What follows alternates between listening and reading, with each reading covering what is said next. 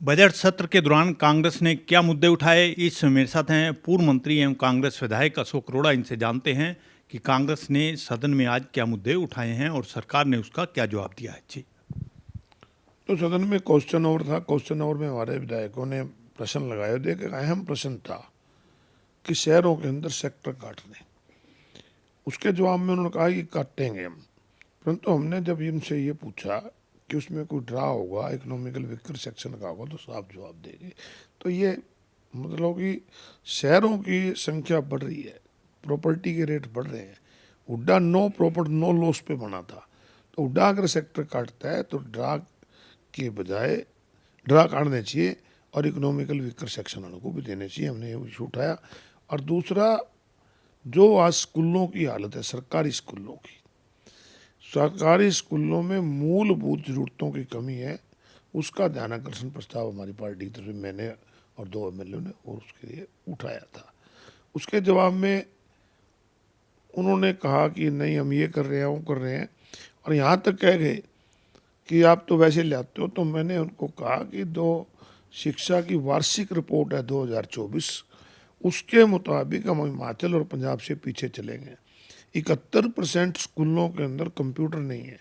16% ऐसे हैं जो बच्चे हुए हैं जिनमें फंक्शनिंग नहीं हो रही।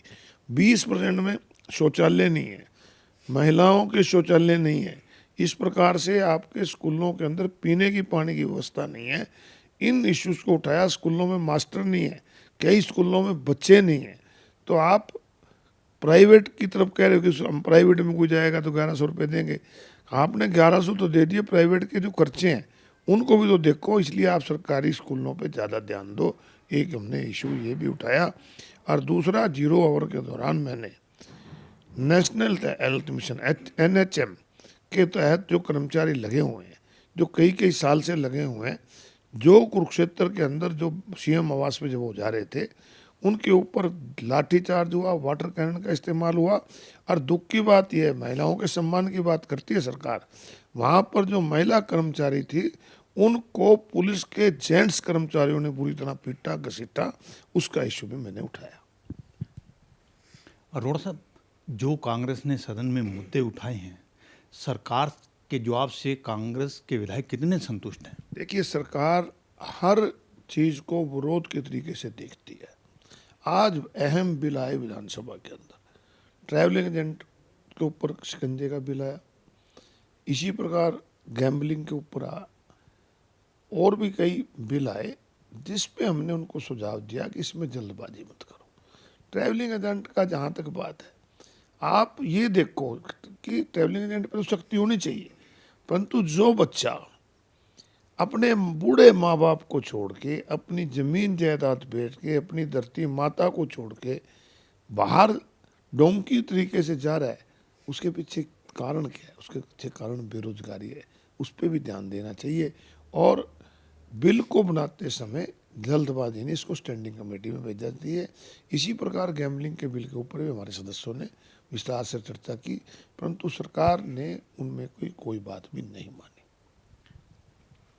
अरोड़ा जी, BK हरिप्रसाद ने बैठक ली है और इस बैठक में कई मुद्दों पर चर्चा भी हुई है, संगठन को मजबूत करने और संगठन बनाने को लेकर। और प्रदेश अध्यक्ष ने मांग की है कि कांग्रेस विधायक दल का नेता का चयन जल्दी किया जाए, जो आप भी कर चुके हैं। तो अब ये नेता का चुनाव क्यों नहीं हो पा रहा? BK हरिप्रसाद जी हमारे नए प्रभारी लगे हैं।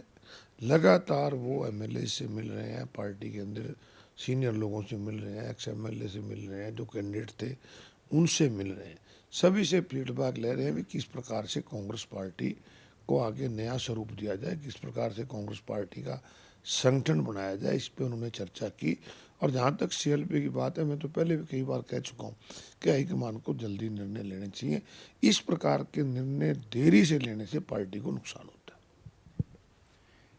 ये थे मेरे साथ पूर्व मंत्री एवं कांग्रेस विधायक अशोक अरोड़ा। इन्होंने बताया कि कांग्रेस ने आज सदन में क्या मुद्दे उठाए हैं। इसके साथ साथ इन्होंने पार्टी आला कमान से मांग की है कि कांग्रेस विधायक दल के नेता के नाम पर फैसला जल्द किया जाए क्योंकि देरी से किए गए फैसले से पार्टी को नुकसान होता है। Anil Kumar, total news, Chandigarh.